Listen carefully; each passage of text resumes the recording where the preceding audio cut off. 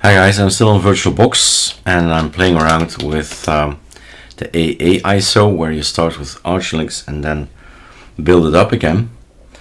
But I have a problem. I want to share sudo Pacman. So something went wrong in the installation. So Pacman is normally reliable, right? But this is what happens.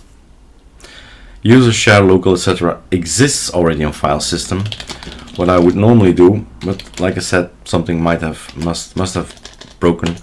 That does not exist. I was playing around with these two guys and switching all the time, and I don't know, nothing really visual happened. But anyway, this is the result. And then what?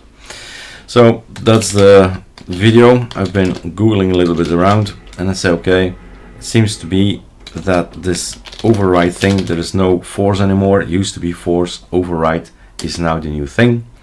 And what do you want to overwrite? Well, everything. And for which package? Let's see if this works, and if it is, we have another video for you to share. lxappearance.